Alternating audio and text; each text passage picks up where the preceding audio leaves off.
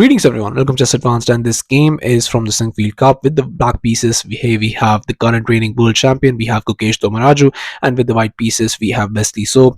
And Wesley's record against Gukesh has not been the best, I would say, because in even in Rapid and Blitz, I think Gukesh got a positive score against him, and in Blitz he was able to beat him, in Rapid he was able to beat him. So Wesley is definitely out for revenge, and Wesley must have something amazing prepared. So I've already shown you the first move, and I think Gukesh is definitely looking for a win, because even after the rest day he was able to only get a draw, but it was a very grinding draw, 77 moves. But now with Wesley, I think he's really out looking for win, and sometimes when you're there looking for win, sometimes you could get in trouble. So let's see what happens here. Just e4 by Wesley, we have e5, knight to f3, knight to c6, and bishop to b5. We face the Rule Lopez, we have knight to f6 castles and knight caps on e4.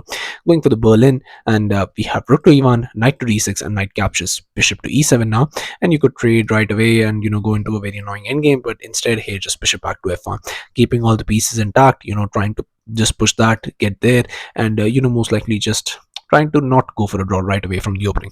Knight caps on e5, rook captures castles, and we have knight to c3, bishop to f6, now attacking the rook moves, and now just going for this knight to f5. All theory, because here in this position the most played move is just going for this knight to d5, attacking the bishop. And if you're able to trade the bishop, then your position is absolutely fine. Queen captures, then most likely players are going to push those pawns, and after all those pawns are pushed, you just develop, get the bishops into the game, get the rooks into the game, and most likely in most of these situations, if you played perfectly, instead of draw. Here knight to d5 as planned, but in this position Gukesh goes for something very spectacular. He has definitely something in store, and definitely he has prepped this. I mean, otherwise you just don't go for it. But here just bishop to h4, and I think he was expecting a different kind of move order here by Wesley, but Wesley doesn't actually do anything with the knight. He doesn't retreat it, he doesn't put it on e6, e3, but he doesn't do anything in this position. But he goes for a very weird move. He goes for g3 in this position, and I think this took Gukesh by surprise, because other than this, he was just blitzing out all the moves. He had like 133 or 134 minutes on the clock, but in this position he actually started thinking, and now he, I think, took some 5 to 6 minutes, and then he played the best move, which is c6. Now you could go for this, I mean, g captures, but after c captures, you have to understand that c3, and now queen caps on h4, and your position is not that good. I mean, yes, you have to get the bishop into the game, but then you can understand there are moves like a5, a rook lift, rook getting here, and your position is just not looking that good as it's supposed to be. You can also put the queen back, get the knight to h4. There are some ideas of some folks in the some lines, so it's not a good position for Wesley. But again, you have to play it out perfectly. When you're there forcing a win and trying to get into these situations, sometimes you just over push, and when you become a bit too ambitious, and when you bit too over pushing in situations where it's supposed to be a draw, you just end up making your position worse, and sometimes it just doesn't work out. But again, I mean, with these youngsters and with with their amazing play, these prodigies, they always are hungry, and they're always out for a win. It doesn't go always their way, but you have to understand that's what you have to do. That's how you have to play that chess. You have to have that monster mentality, that amazing perseverance to actually crush your opponent no matter which position it is in. And that's why they are the best people in the world. And his c6 was played in this position, not going for any of that, and after bishop to h3, and this was a really annoying move by Wesley, because now what do? Do you actually just move the knight back? Do you do something else? Here a beautiful move by Gukesh. He goes for knight to d4, and that's a very nice move, because if you go for g captures now, G captures was played, but G captures is not a good move. I mean, by all standards, you have to understand that your position is getting much worse. Here's C captures, and Wesley is betting on that your central pawns are now doubled. I can somewhere along the line gobble them up, and my king side being weak is not that much of an issue.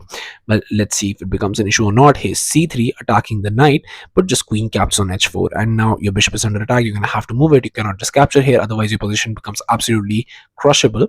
So bishop to g2, but now knight to f5, and this is looking very dangerous for Wesley, because queen can jump in. This a5 is already an idea, but if you play it right, Wesley's position could be really good, because you have to understand that those double pawns are going to be an issue. You're not going to be able to defend them that very easily, and also you cannot push them and get the bishop into the game that easily. So some issues in the position definitely. d4 was played, which is the best move. Now comes d6. He does not go for a5. The problem, I'll tell you what is the problem with a5. If you go for a5 right away, it's just like you're wasting tempo.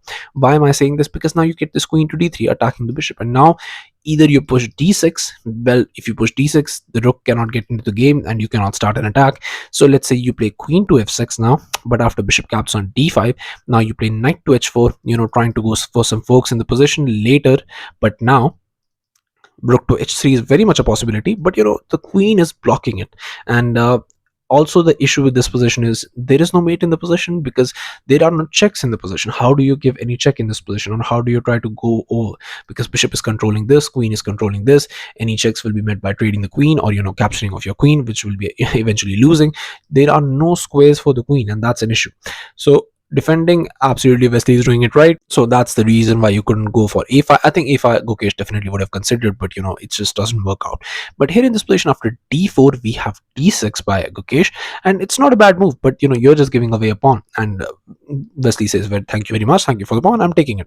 Bishop to e6 now, giving up another pawn. And that's what I was saying about over pushing, because when you over push, sometimes things might not go your way. But when you over push and you try to get a better position, completely winning position, sometimes sacrificing the pawns and being pushing it all the way, trying to go for a win, is a very nice thing to do, because that's how you should play chess. You should try to push drawn positions to a winning positions endgame by sacrificing pawns, getting your rooks to a perfect squares. But you have to understand, it's like either you get everything, it's high risk and high reward kind of thing. So either you win the game completely, or you crush your opponent, or you just completely lose. And that's it. That's what that's what these prodigies have done, and they have actually been very very successful at it. So let's see how Gukesh deals with this, because this bishop captures, Wesley takes it. Wesley is like, no problem, thank you very much for another pawn. Rook a to e8 now, and now comes this bishop to c6, attacking the rook. Now you could go for a drawish line in this position, but Gukesh is like, I've just pushed all the way, I'm not going for a draw in this position because I want a win. And rook to c8 is a draw, simply because the fact, now you cannot play d5. You must be wondering, if you play d5, what's going to happen, because bishop cannot go back. Well, if you push d5, then just comes rook captures on c6, sacrificing the exchange, because here after d captures, now you play queen to h3, and there are some problems. So there is no way, no actual way for you to defend this position. Even if you go here, the bishop is very nice, queen is slicing all the way, knight is jumping to h4. It's just very difficult position to actually hold, and that's why you have to go for rook to e3, sacrificing the exchange, giving the exchange back. Only way you can survive. Knight caps on e3, bishop captures. But when you ask these questions to your opponents, that this is the only way you have to play, this is the only move that's going to get you to safety, sometimes when you keep on asking that question and your opponent misses even once, that's when you can crush your opponent. I think that's what Gukesh should have gone for. But in this position after bishop to c6, he goes for rook to e7. But now rook to e7 is just not a good move by any standard. But it's like, I don't want to draw, I don't care whatever you do, I want to win and I'll survive, I'll go for it, and let's see what happens. Bishop to d2 was played, but just now comes d5, trapping this bishop out of the game forever. But you cannot move your own bishop as well, because your rook would be hanging. I mean, currently it's defended by the knight and the queen, but still in the future. Queen to f3 now, but just queen to f6, and now just comes this king to h1. A nice prophylactic move. We have queen to g6, but now you could not go for this move. You have to understand, rook to g1 doesn't work in this position. It looks very very tempting. I know it looks very very tempting, but you have knight to h4. You cannot capture. If you capture, rook captures, this knight captures, your bishop is hanging, your rook is hanging, and there is no way you could defend both. So after knight to h4, you could also go queen to f4, but after queen to h5, most likely it's going to end in a draw.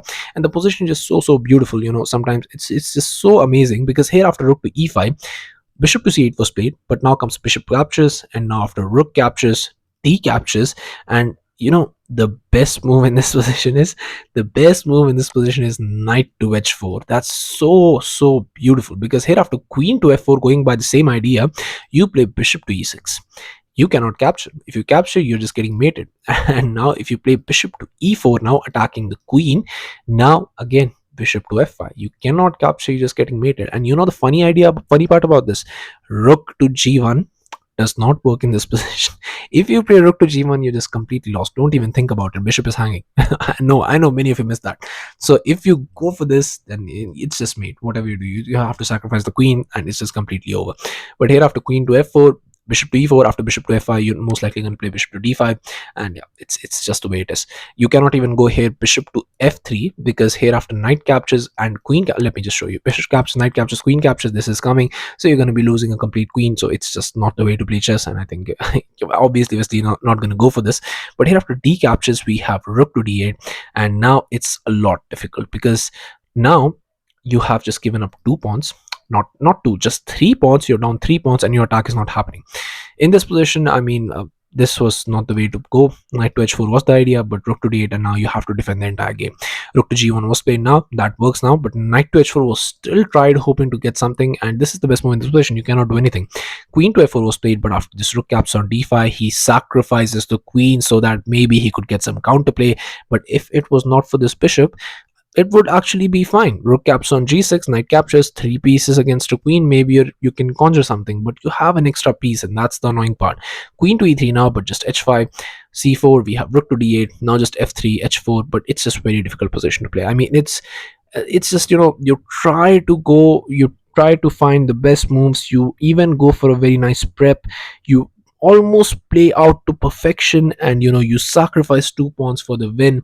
But at the very end, when you need that just one crucial move, you don't have enough time, and you're not able to find the best move. And it happens a lot. It's nothing to be ashamed about. It happens a lot to a lot of these people. But again, when you play high risk high reward, this is what's going to happen. But these players have immense perseverance. I mean, to go for this against top players is something that should be appreciated, not something that should be deprecated. I know it's a lot when you understand that all eyes are on you when you're the world champion, but you have to understand this guy is 19 years old. 19 years old, getting that world championship title is not an easy feat. You have to have insane perseverance, and this guy has it.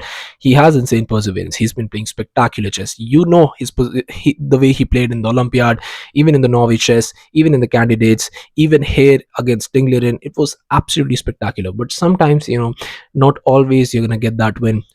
That's what chess is about. Chess is brutal. Sometimes you get the win, sometimes you get absolutely crushed. But you have to understand one thing, that mindset, and playing that with that monster mentality, that every game I have to push for a win. That's the mentality that you should go for, and that's what these kids have been doing, and that's why they are so successful. And king to g1 was played, and yeah, this position does not go your way doesn't mean that the next time it's not going to go your way. So you should keep your head held high, because he has proved himself time and time again, and I think he's going to be one of the most amazing chess players of his time. So after bishop to e6, we have b3, h3, king to f2, a6. Position is lost, there's no point in playing it, but he plays it for a few more moves, hoping to get some blunders out of Wesley.